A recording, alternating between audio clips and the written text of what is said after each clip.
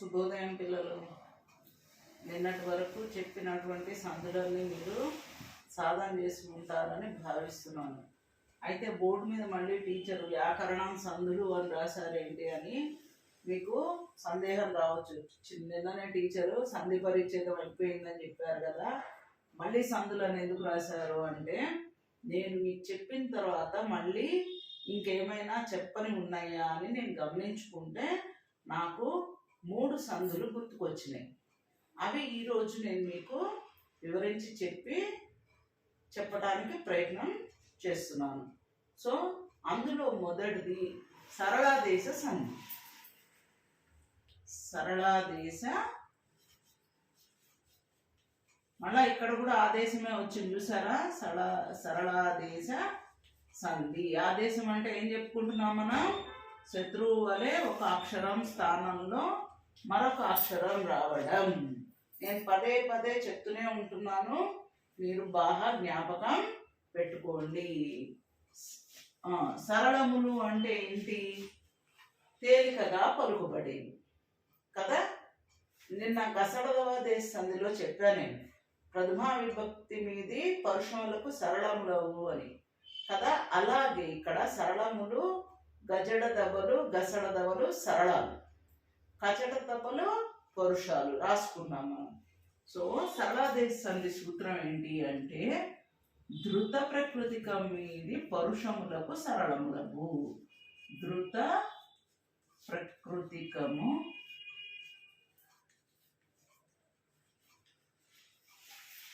మీది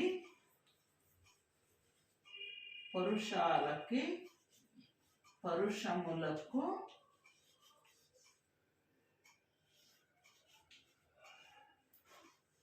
సరళములగు. ఇది సూత్రం, ఓకేనా.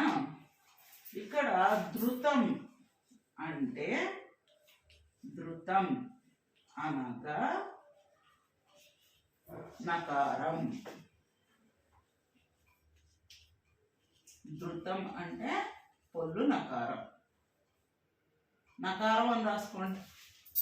ధృతం అనగా నకారం. ఓకే. ఇక్కడ మనకి ఉదాహరణ తీసుకుంటే, ఉదాహరణ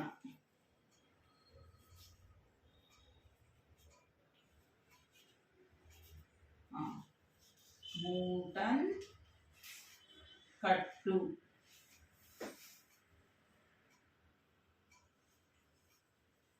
ఇది పదం. దీన్ని విడదీస్తే మూటన్, ఇట్లా ఉంటుంది ఈ రూపం, మూటన్ కట్టు అని. మూటన్ ప్లస్ కట్టు. మనకి సూత్రంలో ఏం చెప్పాడు?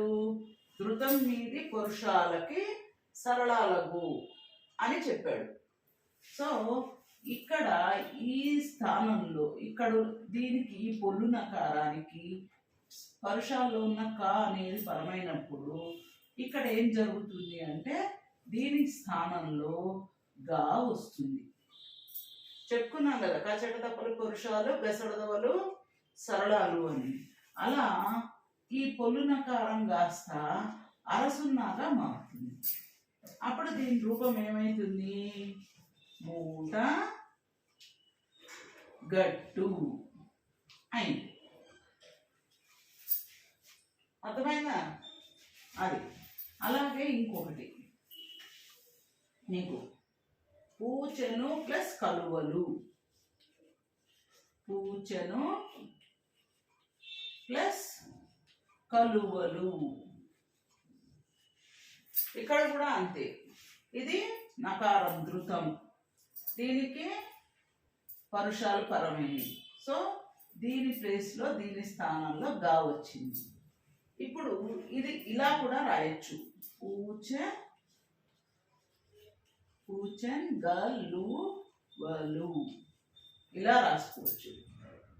అట్లాగే పూచెన్ గలువలు ఇలా కూడా రాసుకోవచ్చు. అర్థమైందా? ఇది చాలా సులభమైంది. ధృతము అంటే పొల్లు నకారం అని గుర్తుపెట్టుకోండి, నకారం అని గుర్తుపెట్టుకోండి. ధృత ప్రకృతిక పదాలకి పరుషాలు పరమైతే కలిస్తే వాటి స్థానంలో కచట తపల స్థానంలో గసడదోలు వస్తాయి. ఇంతే రూపం, మరేమీ మారదు. ఒకవేళ మారినా గిరిన ఈ నకారం ప్లేస్లో ఇలా అరసున్నా వస్తుంది కలిపి రాసినప్పుడు, అదొక్కటే గుర్తుపెట్టుకోండి ఏమా. తరువాతది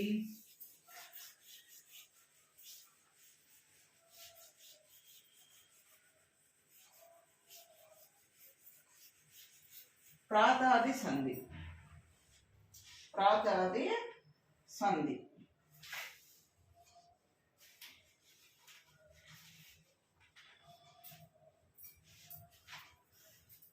తరువాతది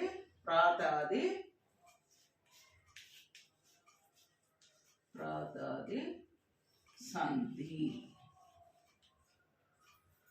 దీని సూత్రం సమాసంలో ప్రాతాదుల తొలి అచ్చు మీది, సమాసంలో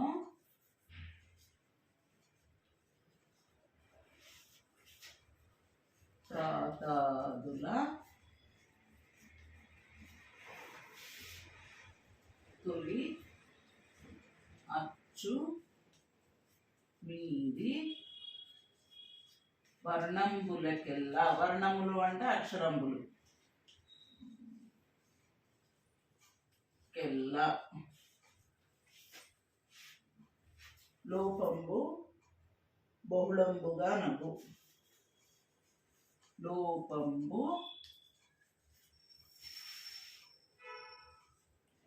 బహుళంబుగా నగు.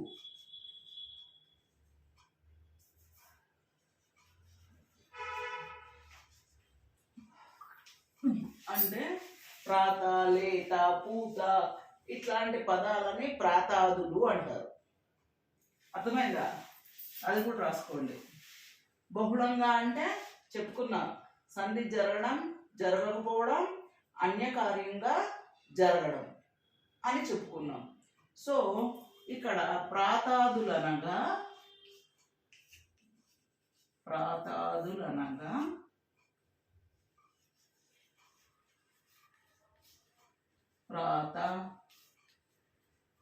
లేత, పూత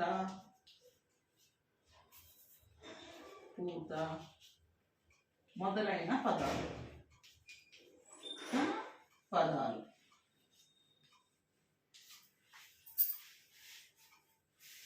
అలా ఇవి అన్నమాట ప్రాతాదులు అంటే. సో ఇక్కడ ఇక్కడ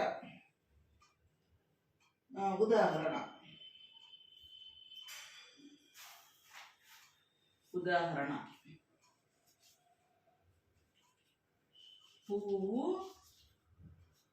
ప్లస్ రెమ్మ ఉంది. సాధారణంగా మనం పువ్వు రెమ్మ అని పిలుస్తామా, అంటామా? వాడేటప్పుడు పువ్వు రెమ్మ అంటాం కదా. లేగొమ్మ అంటాం, లేత కొమ్మ అనేది పూర్తిగా చాలాసార్లు చాలా సందర్భాల్లో ఉపయోగించాం. లేత కొమ్మ అట్లా ఉపయోగిస్తాం. అలాగా పూరెమ్మ ఇక్కడ సంధి సూత్రంలో ఏం చెప్పాడు? సమాసంలో, ఇది సమాస పదాలే కదా, పువ్వు రెమ్మ అంటే కర్మధారయ సమాసం, సమాసం కిందకే వస్తాయి, రెండు ఉన్నాయి. సో పువ్వు రెమ్మ ఉంది. సమాసంలో ప్రాతాదుల తొలి అచ్చు మీది వర్ణంబులకు లోపంబు బహుళంబుగా నగు. కొన్నిసార్లు లోపిస్తే పూరెమ్మ అవుతుంది, లోపించకపోతే పువ్వు రెమ్మ అవుతుంది. ఈ అక్షరం లోపించింది కాబట్టి ఈ మూడింటిని కలిపి రాస్తే పూరెమ్మ. అట్లాగే మనం ప్రాతకాలము అంటాం కదా, అది కూడా అంటే సాయంకాలము, ఇట్లాంటివన్నీ వస్తాయి.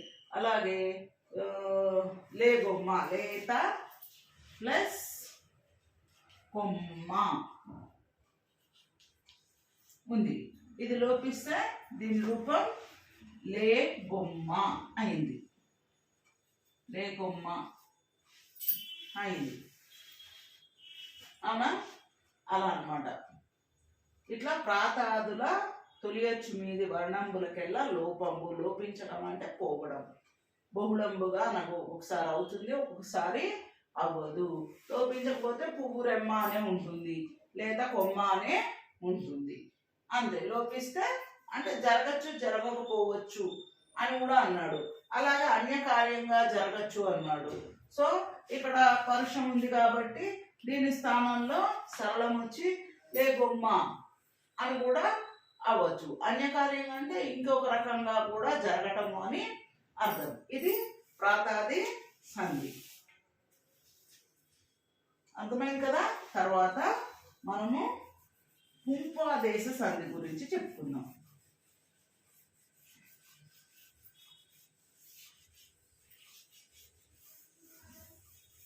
పుంపాదేశ సంధి. కర్మధారయములందు మువర్ణ కంపునకు లోపంబగు. మువర్ణ కానికి పుంపులగు.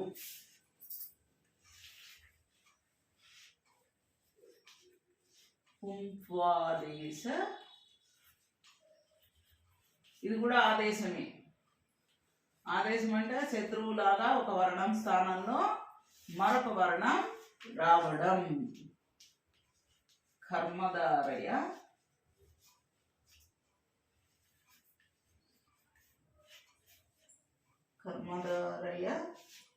కర్మధారయాల్లో మువర్ణకానికి, మువర్ణము అంటే ము అనే అక్షరం, వర్ణము అంటే అక్షరం. మువర్ణకానికి పుంపులగు. అంటే కర్మధారయము అంటే విశేషణ విశేష్యాలకి చేసేదాన్ని కర్మధారయం అంటాము అని సమాస పరిచ్ఛేదంలో నేర్చుకున్నాం. ఇక్కడ కూడా కర్మధారయం అంటే అదే నామవాచకం విశేషణం కలిసి ఉన్న పదాలని కర్మధారయ పదాలు అంటారు. అలా కర్మధారయ పదాలు ఉన్నప్పుడు వాటిల్లో ము అనే ఆ వర్ణానికి పుం కానీ పు కానీ అవుతుంది. అంటే ము స్థానంలో పుం కానీ పు కానీ వస్తుంది అని సూత్రం యొక్క అర్థం. సో ఇప్పుడు ఉదాహరణ రాసుకుందాం మనం.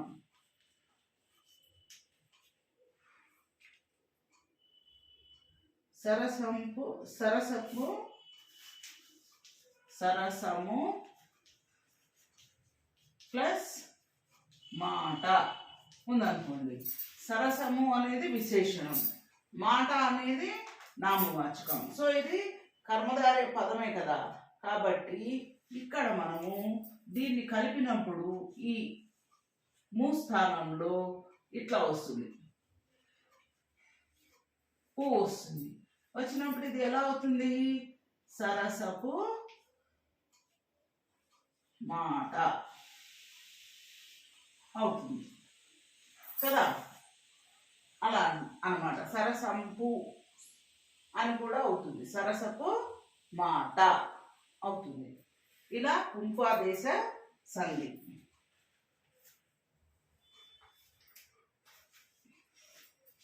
సో ఇప్పుడు మీకు చెప్పాల్సినటువంటి సంధులన్నీ చెప్పడం పూర్తిగా జరిగింది.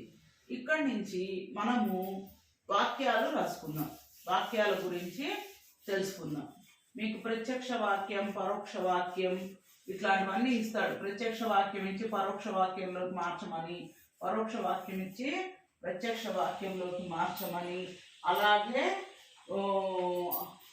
కావ్య భాషలో వాక్యం ఇచ్చి దాన్ని మళ్ళా ఆధునిక వచనంలో వ్యవహారంలో మార్చమని, ఇలా రకరకాలుగా వాక్య మార్పులని ఇస్తాడు.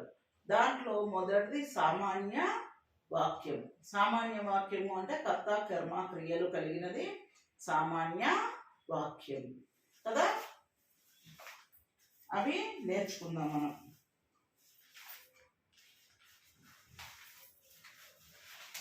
ఇప్పటి వరకు మీరు చాలా సందులు నేను చెప్పటం జరిగింది. ఈ సందుల్లో కూడా మీరు అచ్చు పుస్తకంలో నుంచి ఉదాహరణలు తీసి రాయవలసి ఉంటుంది. వాటన్నింటినీ మీరు సాధన చేస్తేనే మీకు సరైన విధంగా అర్థమైంది లేదు అన్నది మీకు తెలుస్తుంది. కాబట్టి ఆ విధంగా మీరు సాధన చేస్తూ ఉండాలి.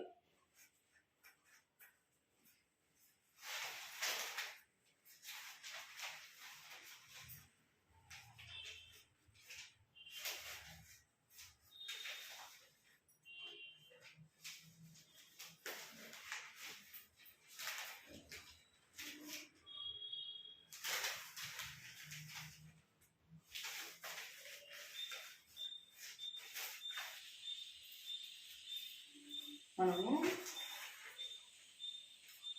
రోజు ఈ విధంగా వ్యాకరణాన్ని సాధన చేసినట్లయితే వ్యాకరణంలో మీకు పరిపూర్ణమైనటువంటి జ్ఞానం ఏర్పడుతుంది.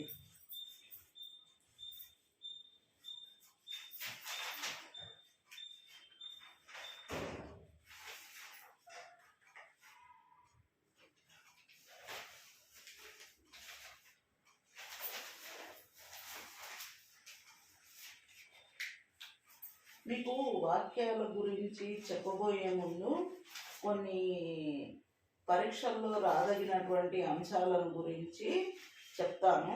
వాటిని మీరందరూ అభ్యసించండి, బాగా సాధన చేయండి. చేయడం వల్ల మంచి మార్కులు పొందొచ్చు.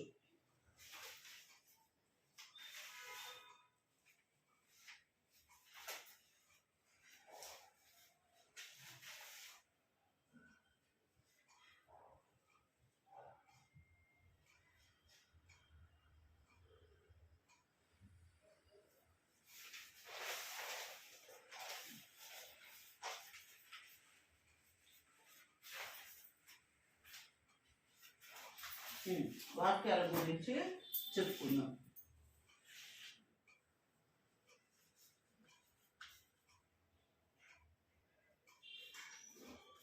వాక్యాల భేదాలు.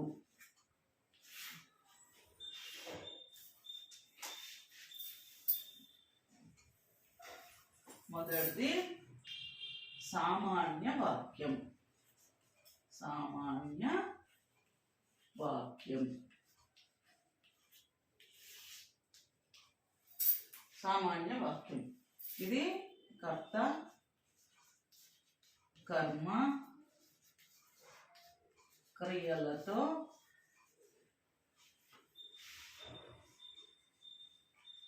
కూడినది. ఓకే, ఉదాహరణ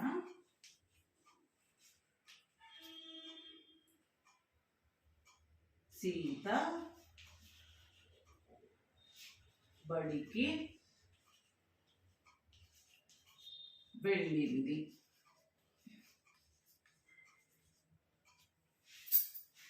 ఓకే, సీత కర్త, బడికి అనేది కర్మ, వెళ్ళింది క్రియ. ఓకే, దీంట్లో ఒకే ఒక సమాపక క్రియ ఉంటుంది. ఓకే, సమాపక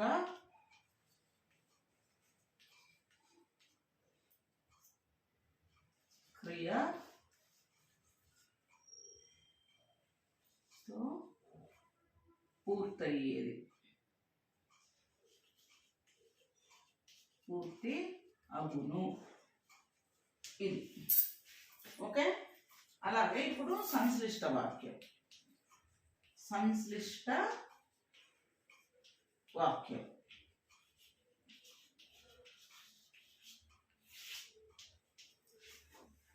ఇది ఒక సమాపక క్రియ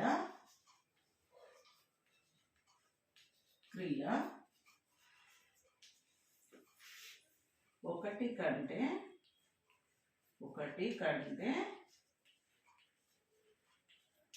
ఎక్కువ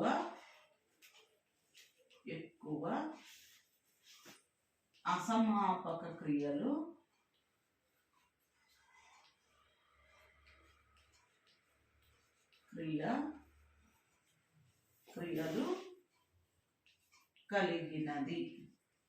కలిగి ఉంటుంది. మళ్ళీ ఇక్కడ సమాపక క్రియ అసమాపక క్రియ అంటే ఏంటో కూడా తెలుసుకోవాలి మనం.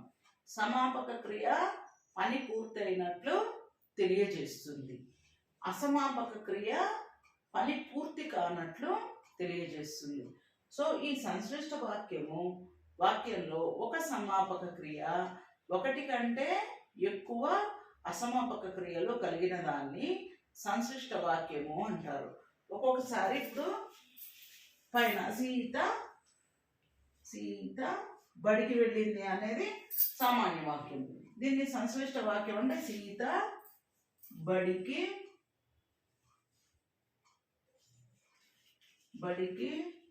వెళ్ళింది, సీత చదువుకుంది.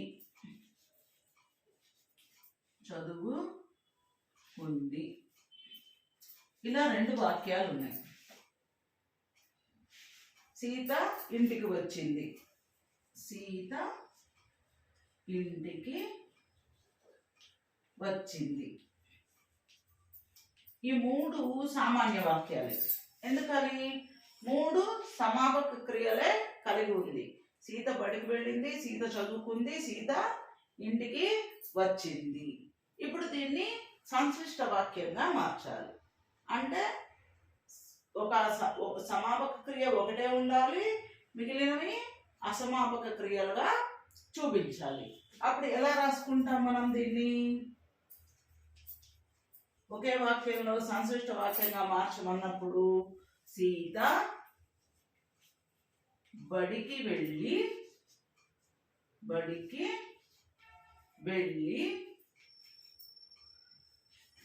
చదువుకొని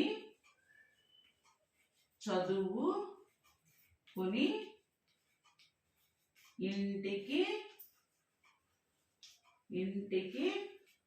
వచ్చింది అని రాసుకున్నాం. ఇలా రాస్తే ఇది సంశ్లిష్ట వాక్యం. దీంట్లో సమాపక క్రియ ఏది, అసమాపక క్రియ ఏది చెప్పండి? అంటే సీత బడికి వెళ్ళి అనేది అసమాపక క్రియ. ఎందుకని? ఇక్కడ వెళ్ళి అని ఆపేశారు. వెళ్ళి తర్వాత ప్రశ్న వస్తుంది కదా, ఏం చేసింది అని ప్రశ్న వస్తుంది. కాబట్టి ఇది అసమాపక క్రియ, అంటే పని ఇంకా పూర్తి కాలేదు. చదువుకుని, ఇక్కడ కూడా ప్రశ్న వస్తుంది. చదువుకుని ఏం చేసింది అని ప్రశ్నిస్తాం. అంటే ఇక్కడ కూడా పని పూర్తి అవ్వాలి. అంటే ఇక్కడ మీరు బాగా గమనించాలి, సమాపక క్రియలో పని పూర్తి అవుతాము అంటే మనకి తర్వాత ప్రశ్న ఉదయించదు, సందేహం తర్వాత ఏం జరిగింది అని. కానీ అసమాపక క్రియలో పని పూర్తి కాకపోవడం వల్ల మనకి ఏం జరిగింది అనే ప్రశ్న ఉదయిస్తుంది. సో అలా కూడా మీరు అసమాపక క్రియల్ని గుర్తించవచ్చు. చదువుకుని ఇంటికి వచ్చింది అంటే ఇంటికి వచ్చేసింది. తర్వాత అనే ప్రశ్న, తర్వాత అంటే మనం వేసుకుంటే ప్రశ్నలు వస్తాయి. కానీ ఇక్కడ ఈ క్రియ పూర్తి అయిపోయింది కాబట్టి దీని తర్వాత ఏంటి అనేది మనకి ప్రశ్న ఉదయించే అవకాశం లేదు. అలా రెండు అసమాపక క్రియలు ఒక సమాపక క్రియతో ఉంది. అంటే కొన్నిసార్లు సీత బడికి వెళ్ళి చదువుకుంది అని కూడా రాసుకోవచ్చు. అప్పుడు ఒకటే అసమాపక క్రియ వస్తుంది. అంటే ఇక్కడ సంశ్లిష్ట వాక్యం అంటే ఒకటి కానీ అంతకంటే ఎక్కువ కానీ అసమాపక క్రియలు, అలాగే ఒకే సమాపక క్రియ ఉన్నదాన్ని సంశ్లిష్ట వాక్యము అంటారు. మన పాఠంలో వచ్చింది కదా, ఫెర్గ్యూసన్ కాలేజీలో చదివాడు, పట్టా పొందాడు. అలా దాన్ని మనం ఎలా రాసుకున్నాం? ఫెర్గ్యూసన్ కాలేజీలో చేరి డిగ్రీ చదివి పట్టా పుచ్చుకున్నాడు అని రాసుకున్నాం కదా, అలా అన్నమాట. సో సంశ్లిష్ట వాక్యము ఇవాళ మనం 3 సందులు 2 వాక్యాల భేదాలు తెలుసుకున్నాం కదా. రేపటి పాఠంలో మిగిలిన వాక్య భేదాలని నేర్చుకుందాం. రేపటి పాఠంలో మీకు సంయుక్త వాక్యాలు, ప్రత్యక్ష పరోక్ష వాక్యాలు మొదలైన వాటి గురించి చెప్తాను నేను. కర్తరి వాక్యం, కర్మణి వాక్యం, ఈ మూడింటి గురించి మనం రేపటి తరగతిలో, రేపటి పాఠ్యాంశంలో నేర్చుకుందాం. అప్పటి వరకు ఈరోజు చెప్పిన సందులు, ఈ వాక్యాలని మీరు సాధన చేసుకొని ఉండండి. ఓకేనా? సెలవు.